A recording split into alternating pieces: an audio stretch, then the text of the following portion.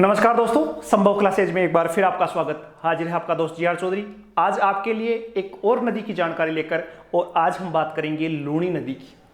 इससे पहले हमने चंबल नदी की चर्चा की, बनास नदी की चर्चा की, और आज इसी क्रम में आज जो नदी आ रही है वो है लूणी नदी। सिंपल सीधी भाषा में हम समझने की कोशिश करेंगे कि वास्तव में लूणी नदी है क्या। देखो, लूणी नदी जो है वो राजस्थान की एक बरसाती नदी है और काफ़ी इंपॉर्टेंट और बड़ी नदियों में इसको शामिल किया जाता है। पश्चिमी राजस्थान का बहुत बड़ा क्षेत्र है, यूँ कहूँ कि जो अपवा क्षेत्र है उसका 10.40% भाग इसी लूणी के अपवा तंत्र के अंतर्गत आता है। तो देखो, लूणी नदी की जो खास खास बातें हैं वो हम समझने की कोशिश करेंगे। तो पहले हम बात करें लूणी नदी की, तो सामान्य परिचय में हम पढ़ेंगे उपनाम। देखो, लूणी नदी की जो उपनाम है वो क्या है। तो लूणी नदी के जो उपनाम है उसको देखेंगे तो पहला जो उपनाम है लूणी नदी का उसको कहते हैं लवणवती नदी। नाम लवणवती नदी भी कहा जाता है इसको। अब लवणवती नदी क्यों कहते हैं? क्योंकि ये नदी आधी खारी और आधी मीठी होती है। और आधी खारी क्यों होती है? जब ये बाड़मेर और जोधपुर, बाड़मेर जो बालोतरा क्षेत्र है जोधपुर का और बाड़मेर का लास्ट में जब राजस्थान के अंतिम पॉइंट पर पहुंचती है तो इसमें नमक की मात्रा बढ़ जाती है, और इस वजह से ये इस नदी में लवण की मात्रा बढ़ने की वजह से इसका नाम हो जाता है लवणवती नदी। इसके अलावा इसका जो अगला नाम है वो है अंतः सलीला नदी भी कहते हैं। अंतः सलीला, अंतः सलीला, कालिदास ने इसको अंतः सलीला कहा था। अब अंतः सलीला का मतलब क्या हुआ? तो अंतः सलीला का मतलब होता है कि एक ऐसी नदी जिसका उद्गम होने के बाद में बहुत बड़ी बड़ी नदियां समुद्र में गिरती है, लेकिन कुछ नदियां ऐसी होती है जो घूम घुमा के वहीं विलुप्त हो जाती है। इसीलिए लूणी नदी भी आप सबको पता है कि नाग पहाड़ियों से निकलती है और उसके बाद में कच्छ के रण में विलुप्त हो जाती है, इसलिए इसका नाम हुआ अंतः सलीला। दो नाम हो गए। इसके अलावा यदि तीसरा नाम इसका पूछा जाए तो तीसरा इसका नाम है, मैंने अभी कहा कि खारी, आधी खारी और आधी मीठी नदी। विश्व की एकमात्र ऐसी नदी है जो आधी खारी भी है और आधी मीठी भी है। तो आधी खारी और आधी मीठी नदी भी इसको बोलते हैं। तीन उपनामों की हमने चर्चा की, तो तीन उपनाम इसके हुए। अब हम बात करें, आगे हम बात करें तो देखो ध्यान से समझना, इस नदी की वापस ही आगे हम चर्चा करें तो लूणी नदी के उद्गम स्थल की बात करें।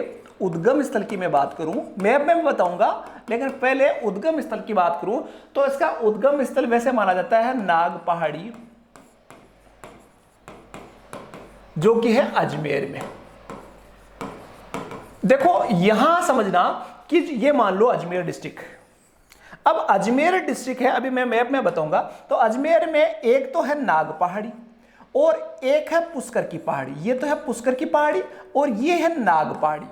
यहां से दो धाराएं निकलती है, दोनों अलग अलग जगहों से दो धाराएं निकलती है और दोनों धाराएं मिलकर लूणी नदी का निर्माण करती है। अब दो धाराएं कौन कौन सी है, ध्यान से समझना। दो धाराएं कौन कौन सी है? तो वो है जो नाग पहाड़ी से निकलती जो धारा है उसको बोलते हैं सागरमती। ठीक है। एक नदी राजस्थान में है साबरमती। साबरमती मत बोल देना, साबरमती दूसरी नदी है। तो पहली नदी जो है, पहली जो धारा है वो है सागरमती, जो कहां से निकलती है? नाग पहाड़ी से। और जो दूसरी धारा है, दूसरी धारा है, उस धारा का नाम है सरस्वती। तो सरस्वती निकलती है पुष्कर की पहाड़ियों से जलधारा और नाग पहाड़ी से निकलती है सागरमती धारा। ये दोनों जो धाराएं हैं, ये दोनों धाराएं एक जगह है अजमेर में, गोविंदगढ़, वहां ये आपस में मिलती है और उसके बाद में ये बहने लगती है लूणी के नाम से। तो यहां से पहले इसका नाम लूणी नहीं होता, पहले सागरमती और सरस्वती दो धाराएं मिलती है और उसके बाद में गोविंदगढ़ में मिलती है और गोविंदगढ़ के बाद में इसका नाम लूणी पड़ता है। अब देखो, लूणी नदी जो उद्गम स्थल की हमने बात की, तो अंत में बात करूं मैं तो ये अंत जो विलुप्त होती है वो राजस्थान में बहने के बाद में एक गुजरात में पड़ती है कच्छ की खाड़ी। कच्छ की खाड़ी, वहां ये नदी क्या होती है, राजस्थान से घूमते घूमते विलुप्त हो जाती है। तो ये पहला पॉइंट है इसका, और ये अंतिम पॉइंट है। अब देखो इसकी लंबाई की मैं बात करूं, ये गुजरात है और ये टोटल राजस्थान है, तो इसकी टोटल लंबाई की बात करूं तो पूरी लगभग 495 किलोमीटर इसकी टोटल लंबाई है।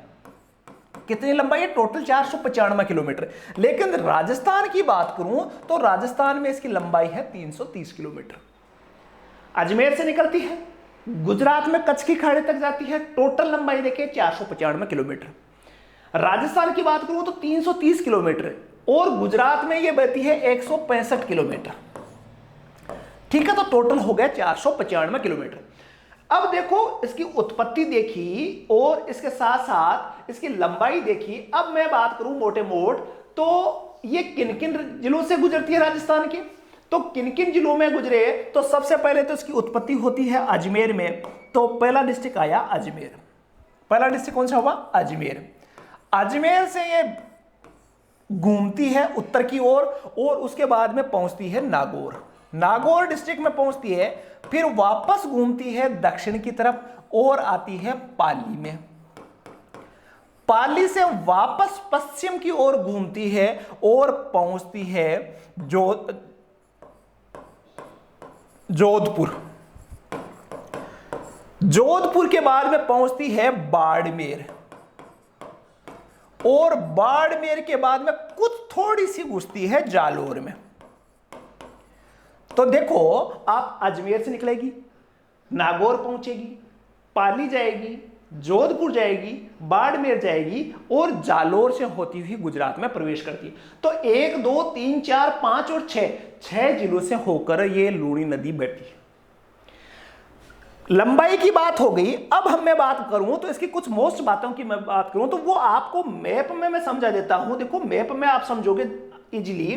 तो मैप में देखो लूणी नदी जो है वो यहां से निकलती है भाई साहब। देखो ये हुआ अजमेर, अजमेर से आती है ये नागौर में, नागौर में ये डिस्ट्रिक्ट आया पाली, पाली से वापस जोधपुर चली जाती है, जोधपुर से ये होती हुई बिल्कुल यहां नजदीक से बाड़मेर, बाड़मेर में यहां थोड़ी सी घूमती है और इस प्रकार ये जालोर होती हुई कच्छ के रण में जाती है। अब इसके और कुछ खास बातें मैं बता दूं। यहां नाग पहाड़ी, यहां कच्छ का रण, ये हमने क्लियर कर लिया। लंबाई हमने क्लियर कर ली है 495 किलोमीटर। देखो सबसे मोस्ट बात जो है वो है बालोतरा। एक बाड़मेर में जगह है बालोतरा, ये याद रखने वाली है। तो बालोतरा जो है यहां तक ये जो नदी है वो है मीठी, और यहां से जो आगे की नदी है वो है खारी। इसका वजह यह है कि बालोतरा के बाद में जमीन में नमक की मात्रा है तैतीस सागर के अवशेषों की वजह से, इस वजह से उसमें नमक मिलता जाता है और धीरे धीरे खारी होकर खारी नदी हो जाती है। इसके अलावा आपको याद रखनी है एक और जगह, वो है तिलवाड़ा बाड़मेर। तिलवाड़ा बाड़मेर, तिलवाड़ा बाड़मेर, ठीक है। बाड़मेर तो आपको सबको पता है, बाड़मेर डिस्ट्रिक्ट में बना रहा हूं तो लिखने की जरूरत नहीं है। तिलवाड़ा बाड़मेर में एक जगह है, और यहीं से आपको याद रखना है कि जो तिलवाड़ा है,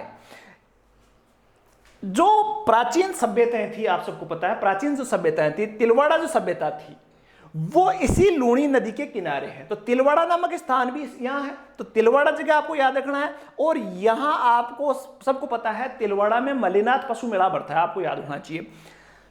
तो तिलवाड़ा किस नदी के किनारे है? लूणी नदी के। बालोतरा किस नदी के किनारे है? लूणी। और बालोतरा की एक और खास बात याद रखनी है, बालोतरा में पहली तो मीठी से खारी होती है, दूसरी बालोतरा जो शहर है वो चंबल नदी के पेटे से नीचे है, नीचे मतलब खड्डे में बसा हुआ है। इसलिए कई बार क्या होता है, अजमेर में जब बाढ़ आती है तो अजमेर में बारिश होती है तो बाढ़ कहां आती है? बालोतरा में आ जाती है। जैसे घग्गर के बारे में पढ़ोगे आप, कई बार पाकिस्तान में बाढ़ ला देती है, बारिश कहां? हिमाचल में होती है।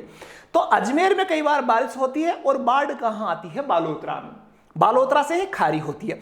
इसके अलावा एक और चीज खास बात जो है, ये जो जालोर का क्षेत्र है इसमें इस नदी का थोड़ा सा पेटा और बड़ा हो जाता है, फैल जाती है, और यहीं इस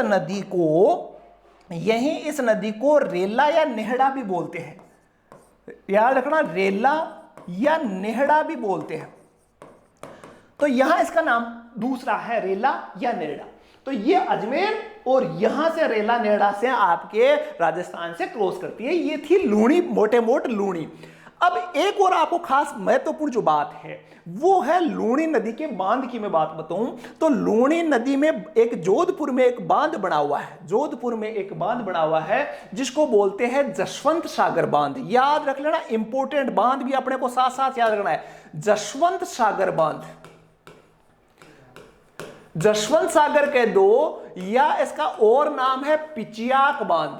ये पिचियाक बांध जो है इसका निर्माण जो करवाया था वो महाराजा जसवंत सिंह ने करवाया था। इंपॉर्टेंट बिंदु है जसवंत सागर बांध। जसवंत सागर बांध किस पर बना हुआ है? लूणी नदी के किनारे। तो लूणी का बांध एक है, एक बांध और बना हुआ है जो इंपॉर्टेंट नहीं है, नगड़ा बांध, लेकिन उसको आपको याद रखने की जरूरत नहीं, कभी पूछा नहीं गया है। लेकिन सबसे मोस्ट जो है जसवंत सागर बांध या पिचियाक बांध है वो जोधपुर में जसवंत सिंह, महाराजा जसवंत सिंह ने बनाया था। तो बांध की बात की, नगड़ा बांध बना हुआ है बाड़मेर में, लेकिन इंपॉर्टेंट नहीं है, याद रखने की जरूरत नहीं है। जसवंत सागर बांध कुछ जो जीके में माना जाता है कि जो अजमेर की आना सागर झील है, यहां आना सागर झील है, अरुणोराज ने बनाई थी। तो आना सागर झील में भी पानी कहां से आता है? लूणी नदी से आता है।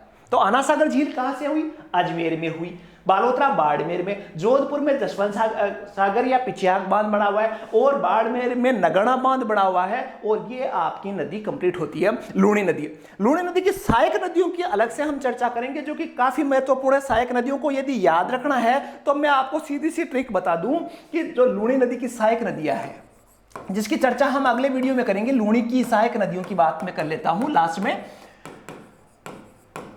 सहायक नदियां तो देखो, लूणी अपवा तंत्र की जो महत्वपूर्ण नदियां हैं वो है लीलड़ी,